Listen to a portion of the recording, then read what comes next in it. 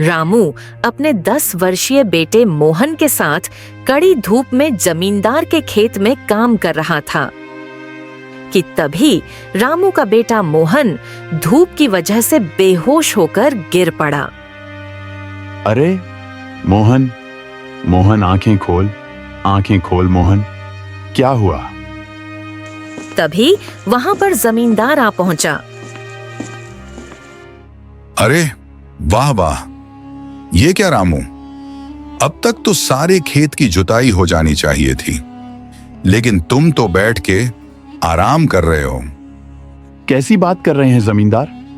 आपको दिखाई नहीं दे रहा है? मेरा बेटा बेहोश हो गया है। अरे ये बेहोश नहीं बल्कि आराम से सो रहा है। जमींदार, इस कड़क धूप में कुछ क्षण भी खड़े होना मुश्किल है और आप मेरे बेटे के ऊपर आरोप लगा रहे हैं कि वो बेहोश नहीं बल्कि सो रहा है। अरे वो बेहोश है जमींदार, बेहोश है। आपको समझ नहीं आता क्या? इतना बोलकर रामू फिर से अपने बेटे को उठाने का प्रयास करने लगा। बेटा मोहन, आंखें खोल बेटा। अरे आंखें खोल मोहन बेटा, आंखें खोल। मोहन ने अपनी आंखें खोल दी।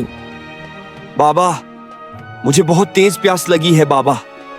हाँ बेटा, हाँ, मैं अभी तेरे लिए पानी लेकर आता हूं। रामू ने इतना कहा ही था कि तभी जमींदार ने एक जोरदार लात रामू के मुंह पर मार दी। अरे क्या? पानी लेके आता हूं। काम के ना काज के, दुश्मन अनाज के। तू पानी लेने जाएगा तो ये हल तेरा बाप चलाएगा क्या?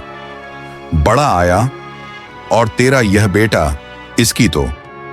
और सुन रामू, कल से अपने इस काले कलूटे बेटे को खेत में लाने की कोई जरूरत नहीं है।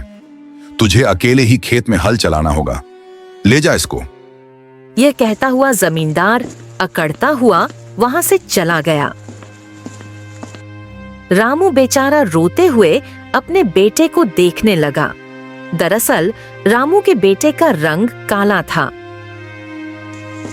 रामू शाम को बेटे के साथ अपने घर पर गया। घर पर अपने बेटे और पति के चेहरे पर घाव देखकर रामू की पत्नी रोती हुई बोली, हाय राम, तुम दोनों के चेहरे पर यह चोट कैसे लगी? ऐसा लग रहा है जैसे तुम दोनों को बड़ी बेरहमी से पीटा गया हो। रामू रोते हुए अपनी पत्नी को सारी घटना बताने लगा। पता नहीं भगवान हमारी कैसी परीक्षा ले रहा है। समझ नहीं आता है कि हमारी ये मजबूरी कब खत्म होगी। इतना कहकर राधा रोने लगी और रामू भी एकदम शांत बैठा था। तभी रामू अचानक से बोल पड़ा, बस राधा, अब बहुत हुआ, अब और नहीं सहूंगा। अरे मैं एक गरीब किसान हूं, इसलिए मैं जमींदार के खेत में मजदूरी करता हूं, लेकिन इसका यह मतलब नहीं कि मैं कुछ कर ही नहीं सकता। क्या समझता है जमींदार अपने आप को कि हम गरीब हैं तो हम कुछ कर नहीं सकते? अरे एक दिन मैं इस जमींदार से ज्यादा धनवान बनकर दिखाऊंगा। देख लेना राधा, देख लेना। पर आप करेंगे क्या? हम तो गरीब हैं, हमारे पास इतना धन नहीं कि हम उस जमींदार से लड़ सके। नहीं राधा, अब मैंने बोल दिया है तो बोल दिया है। अब मैं मर जाऊंगा लेकिन उस जमींदार के यहां काम करने नहीं जाऊंगा। बस बात खत्म। ये सुनकर राधा स्तब्ध रह गई और वो कुछ न कह सकी।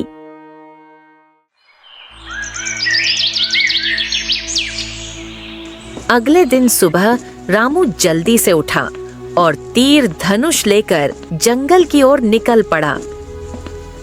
वह धीरे धीरे जंगल की ओर बढ़ता जा रहा था और मन ही मन सोच रहा था, मैंने बोल तो दिया है कि अब मैं जमींदार के यहां नहीं जाऊंगा, लेकिन अब मैं करूंगा क्या? आखिर कैसे? मैं अपने घर की जरूरतों को पूरा करूंगा। क्या मैं जमींदार से ज्यादा धनवान बन सकता हूं? क्या मैं इस काबिल हूं? मोहन ये सब सोच ही रहा था कि तभी उसे पेड़ के डाल पर एक काला कावा दिखाई दिया। मोहन ने जैसे ही उस काले कावा को देखा, उसके शरीर में आग की लहर द्वार गई और उसने तीर निकाला और उस काले कावा पर वार कर दिया और कावा वहीं मर गया। अरे, एक तो मैं ऐसे ही परेशान हूं और ऊपर से तुम मेरे सामने आ रहे हो। लो, मिल गया ना मजा, आ गया ना स्वाद। अरे, तुम जैसे पक्षी को तो मैं देखना भी पसंद नहीं करता। इतना कहकर रामू उसी पेड़ के पास बैठ गया और गहरी सोच में डूब गया। कुछ देर बाद उसने उस मरे हुए कौवे को देखते हुए कहा, अरे, क्यों ना मैं इस कावा को बाजार लेकर चला जाऊं और इसे बाजार में बेच दूंगा, जिससे मुझे कुछ पैसे भी मिल जाएंगे। हाँ, ये सही रहेगा। रामू इतना सोचा और उसने उस कावा को उठाया और बाजार ले गया। कुछ ही देर में वहां एक आदमी आया और उस मरे हुए कावा को अच्छे दामों में खरीद कर ले गया। यह देखकर रामू बहुत खुश हुआ और खुशी से अपने घर चला आया। इसके बाद वह रोज जंगल जाता और अपने तीर धनुष से जंगली जानवरों पर वार करता और उसे बाजार में लाकर बेच दिया करता था। जिस काम को उसने गुस्से में किया था, अब वो उसी काम को अपने जीवन का लक्ष्य मान लिया था और उसे अब जंगली जानवरों से सख्त नफरत हो गया था। एक दिन रामू जंगल से पक्षी को मार के ला ही रहा था कि तभी गांव की सीमा पर उसे मुखिया मिल गया। मुखिया की नजर रामू के हाथों में मरे हुए पक्षी पर पड़ी। रामू, क्या है यह सब? और तुम मजदूरी छोड़ के शिकारी कब से बन गए? और अगर यह पक्षी तुम्हारे जाल में फंस गया था तो फिर इसे मारने की क्या जरूरत थी? देखिए मुखिया जी, ऐसा है कि इस पक्षी को मैं बेचता हूं धनीराम व्यापारी को। ठीक है, वह इसे बेचता है राजमहल में, और राजमहल के राजा यानी कि हमारे प्रिय राजा पक्षियों का मांस खाना बहुत पसंद करते हैं। तो कुल मिलाकर जब इसे मरना ही था, तो अगर पहले मैंने मार दिया तो इसमें क्या गलत कर दिया हैं? रामू, तुम कब से इतना क्रूर हो गए हो? क्या तुम्हारे हृदय में दया नाम की कोई चीज नहीं है? देखो रामू, इतना गुस्सा अच्छा नहीं होता है, समझे? मुखिया जी, शिकारी हूं मैं, कोई वैद्य नहीं। मुझसे दया की उम्मीद मत रखिए। जंगल के जानवरों और पक्षियों का तो अंत मैं ही हूं। मुखिया का चेहरा कठोर हो गया।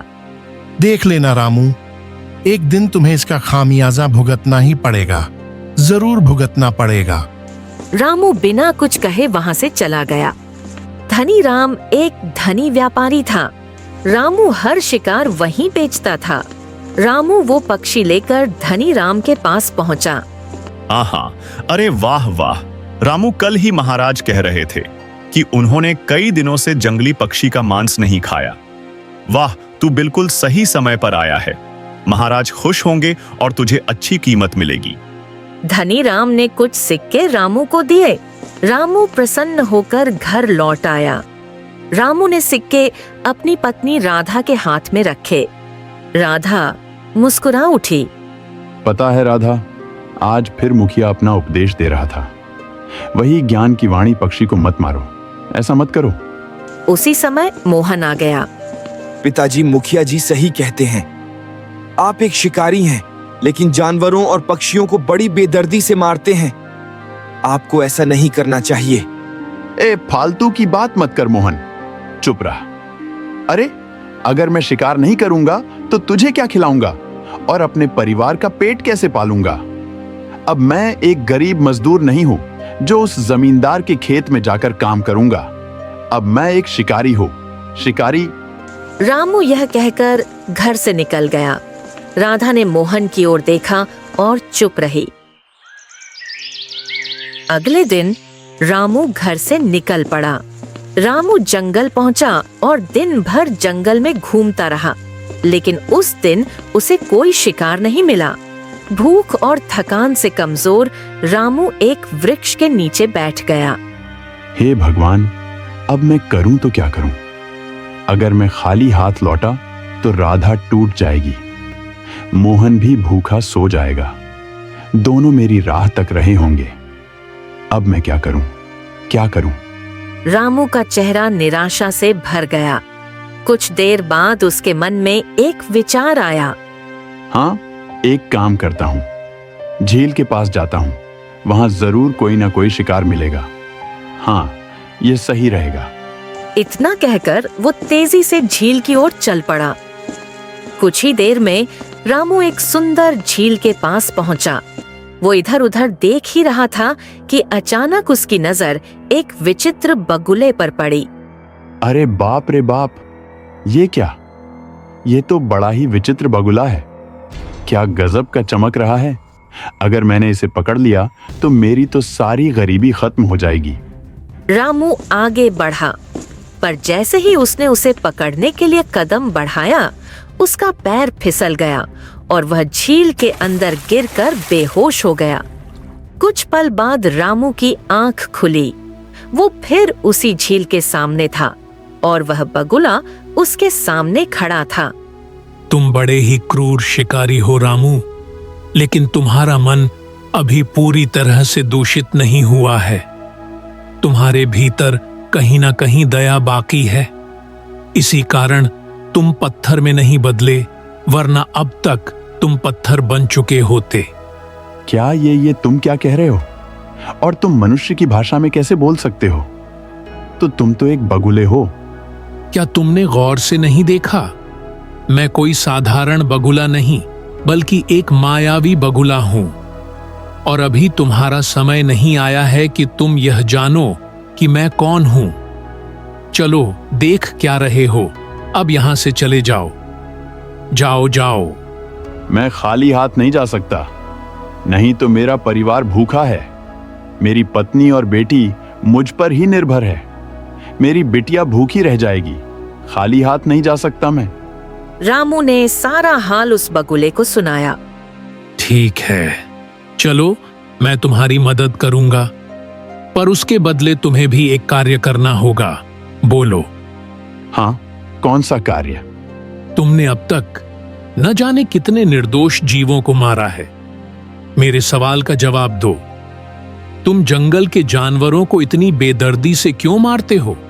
बताओ। रामू कुछ देर मौन रहा, फिर उसकी आंखें भर आई। सही बताऊं, मैं हमेशा से ऐसा नहीं था। पहले मैं एक गरीब किसान था जो जमींदार के यह मजदूरी करता था। लेकिन एक दिन उसने मेरे और मेरे बेटे मोहन के ऊपर अत्याचार किया। उसी दिन से मैंने सोच लिया कि अब चाहे कुछ भी हो जाए, मैं उस जमींदार के यहां नहीं जाऊंगा।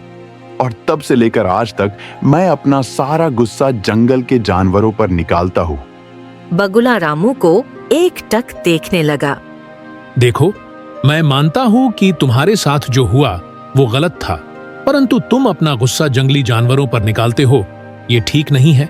एक अच्छा और सच्चा मानव तभी मानव है जब उसके भीतर दया जीवित हो। चलो, अब मेरी बात सुनो। अब से तुम किसी जीव को मारोगे नहीं, बल्कि उसकी मदद करोगे। हर दिन जंगल आओगे और किसी घायल या संकट में पड़े प्राणी की सहायता करोगे। यही तुम्हारा प्रायश्चित होगा। जैसे जैसे तुम प्रायश्चित करते जाओगे, धन अपने आप तुम्हारे पास आता जाएगा। क्या मतलब धन अपने आप? ये कैसे संभव है? जब जब तुम किसी मुसीबत में फंसे जीव की मदद करोगे, शाम को घर लौटते ही अपने बिस्तर के नीचे देखना, तुम्हें सोने के सिक्के मिलेंगे। वह तुम्हारा इनाम होगा। इतना कहकर बगुला सुनहरी रोशनी में बदल गया और गायब हो गया। रामू घर लौटने ही वाला था कि उसकी नजर एक लोमड़ी पर पड़ी। वो दर्द से करा रहा था। उसके पैर में कांटा गड़ा था। हाँ, शायद यह वही परीक्षा है जिसके बारे में बगुला कह रहा था। अगर मैं इस लोमड़ी को धनी राम को बेच दूं, फिर तो मुझे इसकी बहुत अच्छी कीमत मिलेगी। रामू ने अपना धनुष उठाया और तीर चढ़ाया, पर तभी उसके मन में सोने के बगुले की बातें गूंजने लगीं। वो ठिठक गया। रामू तीर कमान नीचे रख दी। नहीं नहीं, अब मैं किसी निर्दोष जीव को नहीं मारूंगा। रामू लोमड़ी के पास पहुंचा, उसके पैर से कांटा निकाला और पास की जड़ी बूटी से लेप लगाया। लोमड़ी ने अपनी बड़ी भावुक आंखों से रामू को देखा और जंगल की गहराइयों में खो गया। रामू घर लौटा। राधा दरवाजे पर खड़ी थी। क्या हुआ? आज कोई शिकार मिला या नहीं? नहीं राधा, आज भी कोई शिकार नहीं मिला। लेकिन पता है राधा, आज मैंने एक घायल लोमड़ी की मदद की। रामू ने सारी घटना राधा को बताई और जाकर चारपाई के पास बैठ गया। उसी समय उसकी नजर चारपाई पर पड़ी। वहां 10 सोने के सिक्के चमक रहे थे। अरे राधा, ये देखो, ये 10 सोने के सिक्के, ये देखो। अरे ये कैसे संभव है? कुछ क्षण पहले तक तो वहां पर कुछ भी नहीं था। रामू की आंखों में आंसू आ गए। राधा, इसका मतलब बगुला सच कह रहा था। सच कह रहा था वो सोने के सिक्के। अगले दिन रामू जंगल गया। थोड़ी दूर उसे एक मैना पक्षी मिली जो कांटेदार झाड़ियों में फंसी थी। अरे भगवान, ये तो बुरी तरह से घायल है। लगता है किसी कटीली डाल से टकरा गई है। रुको रुको रुको, मैं देखता हूँ। रामू ने झाड़ी हटाई, जड़ी बूटी से उसका घाव भरा और मैना धीरे धीरे स्वस्थ हो गई। उसने रामू को देखा, मानो आशीर्वाद दे रही हो, और उड़ गई। शाम को जब रामू घर लौटा तो फिर उसकी चारपाई पर 10 नए सोने के सिक्के रखे थे। इसके बाद हर दिन वो किसी न किसी जीव की मदद करता और हर रात उसे सोने के सिक्के मिलते। धीरे धीरे रामू के पास धन की कोई कमी नहीं रही। समय बीतता गया। रामू के पास अब बहुत सारा सोना था। समय के साथ रामू गांव का सबसे धनवान और सम्मानित व्यक्ति बन गया। रामू की सफलता की चर्चा पूरे गांव में फैल गई, पर इस बात ने जमींदार को चिंतित कर दिया। अरे यह कैसे संभव है? यह तो वही गरीब किसान था जो मेरे खेत में काम करता था। ए ससुरा, अब ये अचानक से इतना अमीर कैसे बन गया? तभी वहां उसका नौकर बिरजू दौड़ता हुआ आया। जमींदार जी, मुझे पता लग गया कि रामू इतना तरक्की कैसे कर रहा है। अच्छा, तो फिर जल्दी से बताओ कि आखिरकार ये रामू इतना धनवान कैसे बन गया? इसके बाद बिरजू ने जमींदार को सारी बात बताई और उसने ये भी बताया कि कैसे रामू उस झील तक पहुंचा और किस तरह बगुला ने रामू की मदद की। यह सुनकर जमींदार की आंखों में लालच चमकने लगा। अब समझा। अरे भाग्यवान, ये जरूर कोई मायावी बगुला होगा। अगर मैं उसे पकड़ लूं, फिर तो मैं भी अमीर बन जाऊंगा। क्या कहते हो? तो फिर देर किस बात की है महाराज? जाइए और उसे पकड़ लाइए। अगले दिन जमींदार झील पर पहुंचा। वहां वहीं बगुला टहल रहा था। जमींदार ने जाल निकाला और बगुले की ओर फेंका, लेकिन जैसे ही उसने कदम बढ़ाया उसका पैर फिसल गया और वो झील में जा गिरा। अरे रे रे, ये क्या हो रहा है? हे भगवान, मेरा यह शरीर, ये तो पत्थर का बनता जा रहा है। अरे अरे मूर्ख मनुष्य, तेरा मन लालच से भरा है और जिसमें दया नहीं वो मनुष्य पत्थर बन जाता है। झूठ झूठ, रामू भी तो शिकारी था। उसके मन में कैसी दया थी। अरे उसे तो तूने धनवान बना दिया ना। रामू शिकारी जरूर था, पर उसके भीतर दया का बीज सोया हुआ था। और तू लालच से अंधा है। तेरे भीतर दया की कोई जगह नहीं है। अगले ही पल जमींदार पत्थर बन गया। झील के किनारे अब एक पत्थर की मूर्ति खड़ी थी, जिसके चेहरे पर लालच की जमी हुई परछाई थी।